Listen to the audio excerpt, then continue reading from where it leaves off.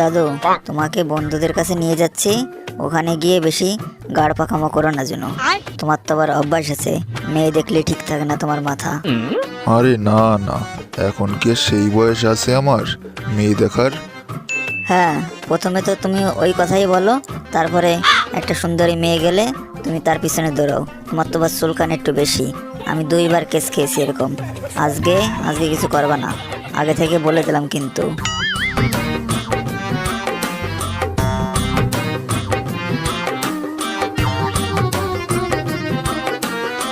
পটল, আজকে কিন্তু পাগলা বেটার সাথে ওর দাদু আসছে।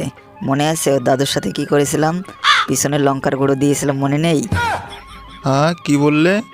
তাহলে আমি বাড়ির দিকে যাই, কারণ ওই লোককে দিয়ে আমার বিশ্বাস নেই। কোন সময় তোমার পিছন মেরে দিয়ে চলে যাবে। হ্যাঁ, ঠিকই বলেছিস, বুঝলি ভাই। ওই লোককে দিয়ে বিশ্বাস নেই, কোন সমাজে কি করে বসে তার ঠিক নেই। হ্যাঁ, তাই তো বলছি, এখান থেকে মানে মনে কেটে পড়াই ভালো, নাহলে কখন কি হয়ে যায় তার ঠিক নেই। চলো যাই চলে। আরে যাবো, দাঁড়া, এত ব্যস্ত হলে হবে? ওকে আসতে বলেছি পাগলা বেটাকে, ও আসবে, তারপরে তো যাব। ওই যা আসছে মনে হয়, দেখ ওই সাইড দিয়ে মনে হয় আসছে, দেখ।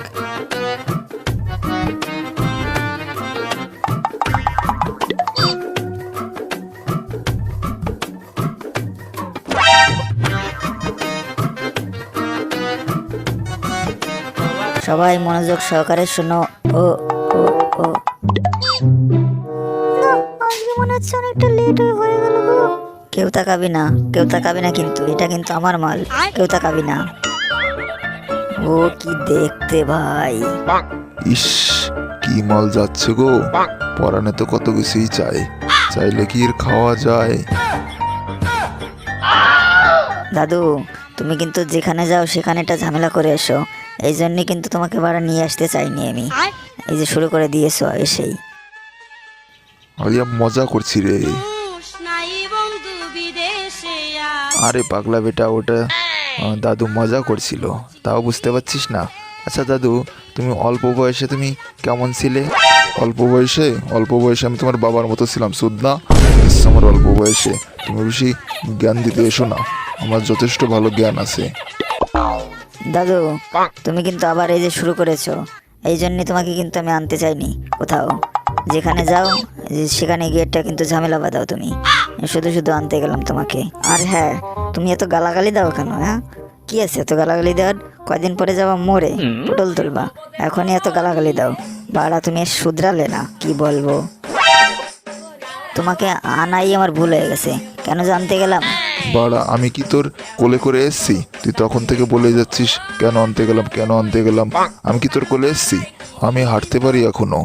হ্যাঁ রে দাদু ভাই, বলছি ওই মেয়েটার নাম্বার কি হবে তোর কাছে? থাকলে দে না, কথা বলতাম রাত্রে, মিস কল দিতাম। না, আজকেও মনে হচ্ছে দাদু আমাকে বাঁশ দিয়েই ছাড়বে, তাই যা মনে হচ্ছে। কেন যে আনতে গেলাম, মানে মানে এখান থেকে কেটে পড়তে হবে এখন। শোনো দাদু, আমার একটা কাজ আছে, আমি একটু যাচ্ছি।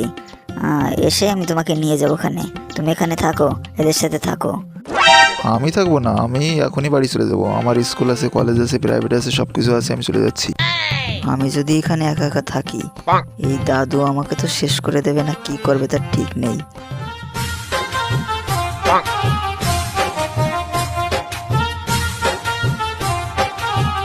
ডাক্তারবাবু, আমি যখন রাস্তা দিয়ে এসেছিলাম আপনার কাছে, তখন আমাকে ওই মাল বলে খাপাচ্ছিল রাস্তায় কয়টা ছেলে।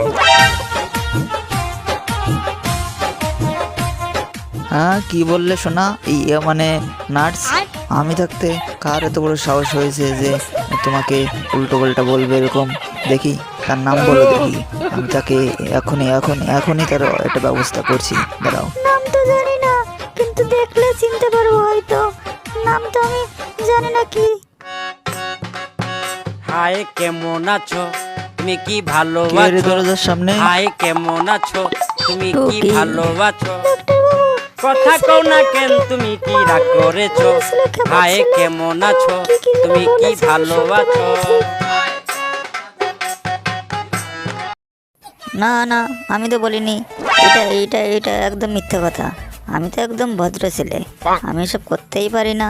কে বলেছে? আমার বন্ধুরা হয়তো বলেছে হয়তো। তুই ভদ্র ছেলে, তোকে দেখেই তো মনে হচ্ছে তুই চোর চোর মনে হচ্ছে। তুই আর ল্যাঙ্গট পরে থাকিস সবসময়, তুই আমার মালে হাত দিস, তোর কত বড় সাহস! তোকে আমি জানিস কি করতে পারি? এই যে দেখেছিস আমার কাছে কি আছে, ইঞ্জেকশন, এটা তোর পিছনে মেরে দেবো, জীবনে আর কোনোদিন ভুলতে পারবি না। আমার মালে হাত দিস, কত বড় সাহস তোর! শুনলে তো ডাক্তার বাবু কি বললো? শুনলে তো? তুই আমার বালের ডাক্তার বাড়া, তোর কাছ থেকে আমার বাবা ওষুধ নিয়ে গেছে, এখনো সেই ওষুধের কোনো ধাজই নেই, কোনো কাজ করে না ঠিকঠাক। তুই আমার বালের ডাক্তার। তবে রে, এত বড় কথা বলিস আমাকে? দাঁড়া, তুই দাঁড়া ওখানে, তোর পিছনে ইঞ্জেকশন না দিলে তুই সোজা যাবি না, দাঁড়া।